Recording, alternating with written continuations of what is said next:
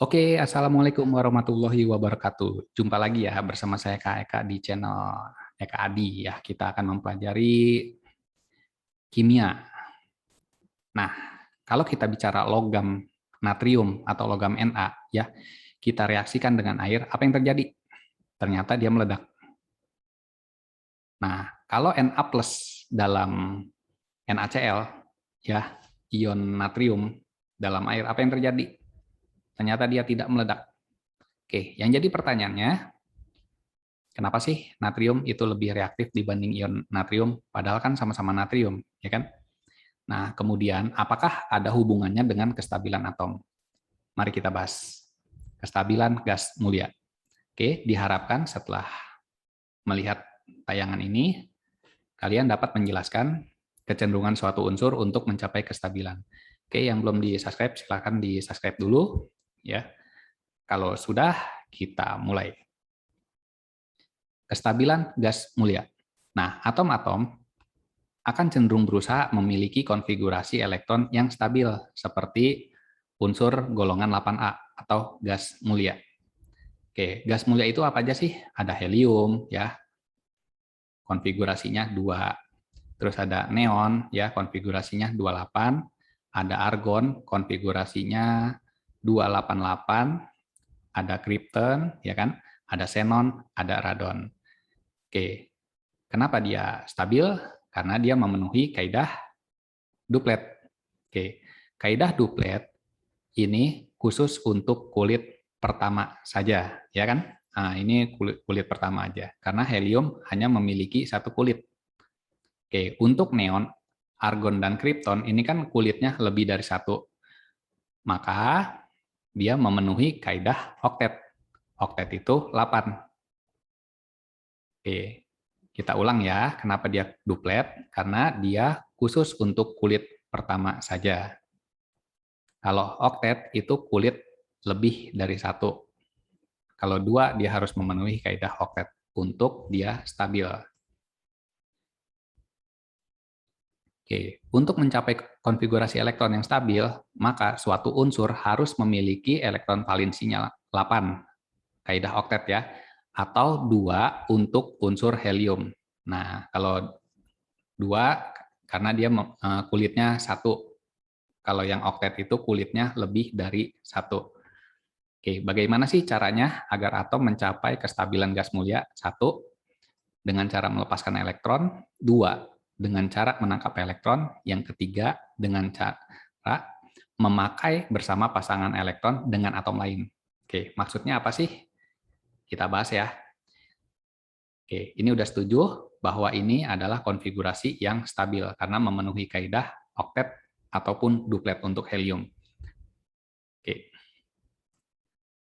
1, dengan cara melepaskan elektron. Nah, ketika dia melepaskan elektron, maka dia membentuk ion positif atau disebut juga dengan kation. Oke, unsur yang mudah melepaskan elektron biasanya unsur-unsur logam karena memiliki energi ionisasi yang kecil. Nah, kita ambil contoh gini. Mg, nomor atomnya 12, konfigurasinya 282. Oke, ini dia tidak stabil karena dia tidak memenuhi kaidah oktet. Karena kan yang terakhirnya ini 2. Ya kan? Ini 2, bukan 8. Oke, bagaimana cara supaya dia stabil? Nah, agar mencapai kestabilan, maka 2 elektron di kulit terluar harus dilepaskan, sehingga menjadi 28. Oke, dia melepaskan 2 elektron kan?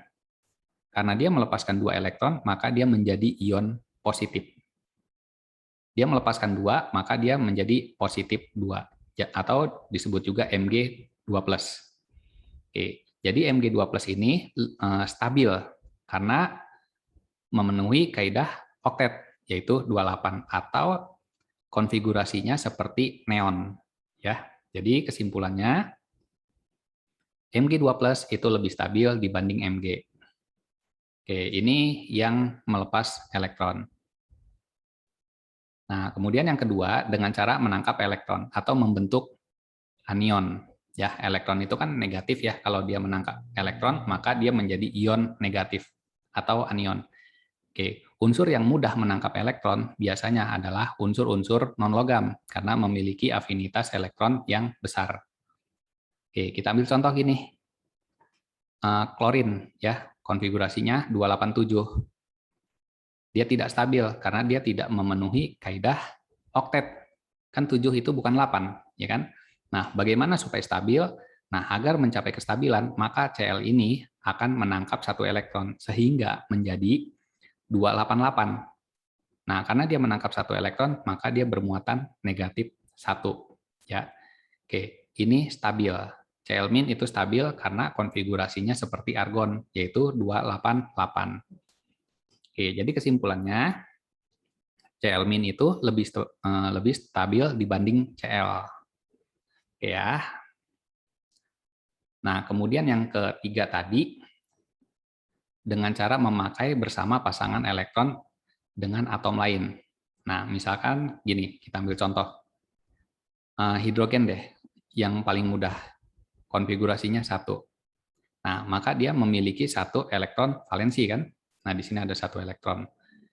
Oke, agar mencapai kestabilan, maka atom H berikatan dengan atom lain sehingga membentuk duplet. Oke, duplet ini kan 2. Nah, ini duplet.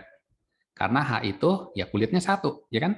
Maka dia aturannya kaidahnya kaidah duplet karena kulitnya di kulit cuman 1 ya, ya di sini.